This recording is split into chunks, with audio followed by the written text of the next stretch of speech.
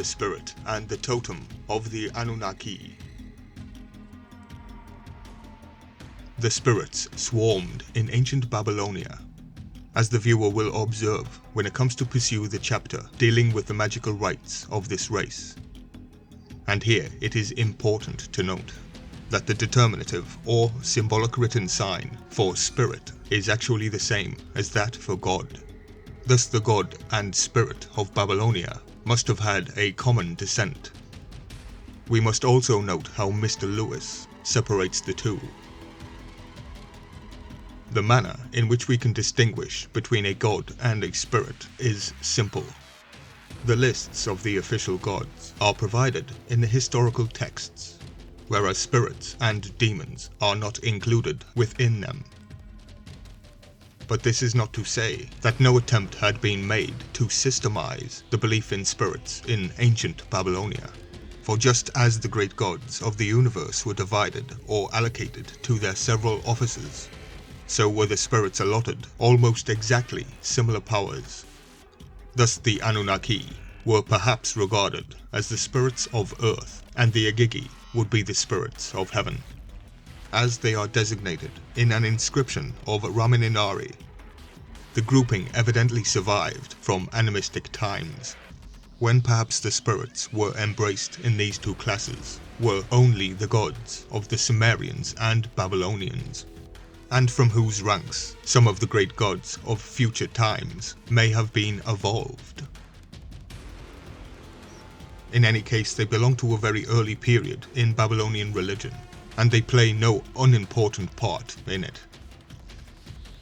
The god Anu, the most ancient of the Babylonian deities, was regarded as the father of both companies, but there are other gods who make use of their services. They do not appear to be well disposed to humanity.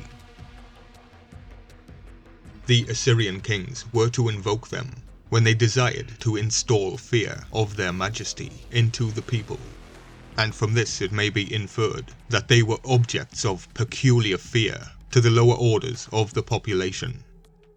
For the people often cling to their elder cults and elder pantheons, despite the innovations of the priestly politicians or the religious eccentricities of kings. There can be, however, no doubt as to the truly animistic character of early Babylonian religion. Thus, in the early inscriptions, one reads of the spirits of various kinds of diseases. The spirit of the south wind, the spirit of the mist, and so forth, the evil winds.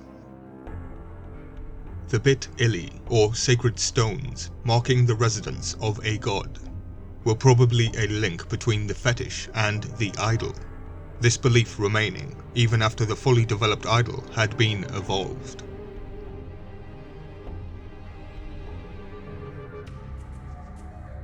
Signs of totemism are not wanting in the Babylonian religion as in other religious systems. Many of the gods are pictured as riding upon the backs of certain animals, an almost certain indication they had themselves possessed the form of the animal they rode upon.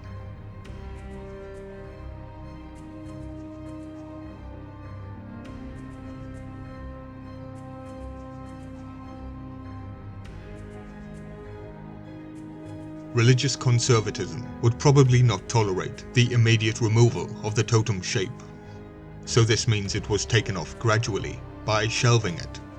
The inevitability of gradualness. But some gods retained animal form until comparatively late times. The sun god of Kiss had the form of an eagle, and we find that Ishtar took as lovers a horse, an eagle, and a lion. Surely they were gods who were actually represented in equine, aquiline, and leonine forms.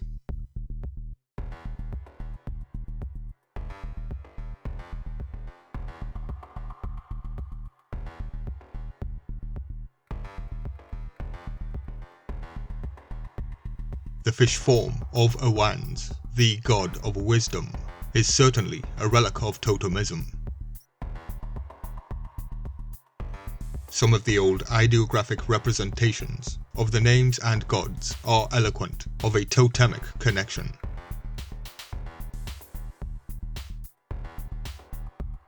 Thus the name of Ea, the god of the deep, is expressed by the ideograph which signifies antelope. Ea is spoken of as the antelope of the deep, or the lusty antelope, and so forth. He was also a water god connected with the serpent, a universal symbol for the flowing stream. But there is also the serpent race.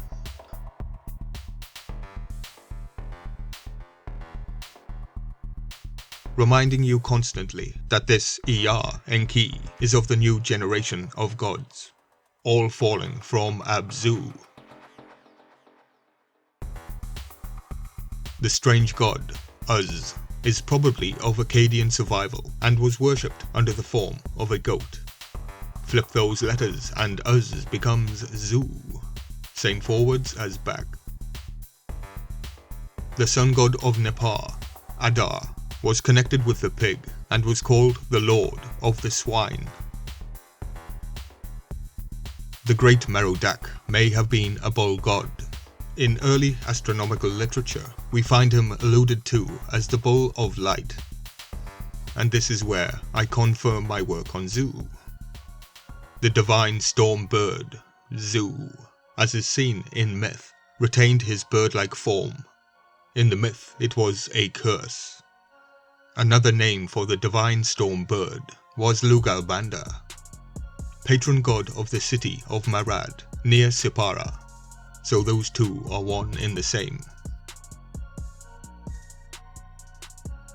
Like Prometheus, also once a bird god, as is proved by many analogous myths, he stole the sacred fire from heaven for the service and mental illumination of man. Let there be light.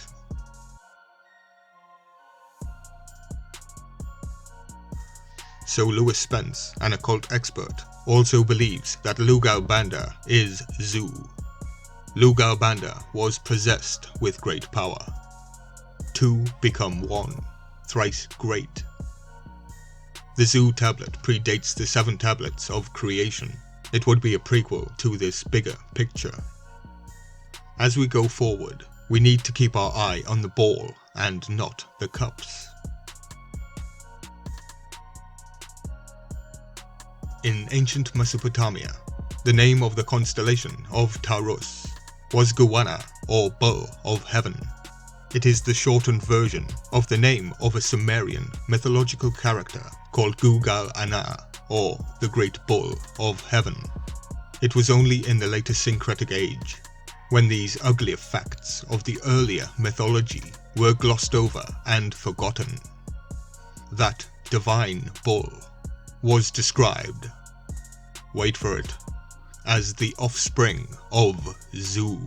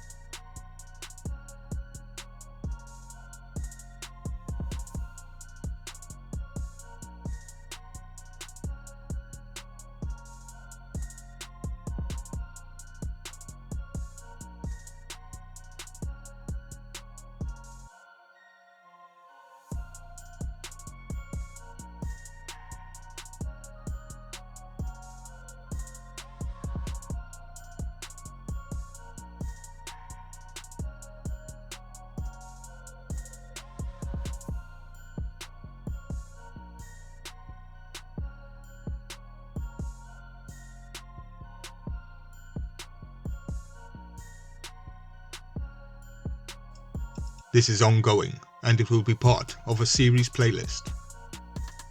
Please hit that notification bell to ensure that you are notified of each upload. Share, like, comment and subscribe to support the channel for more ancient mystery.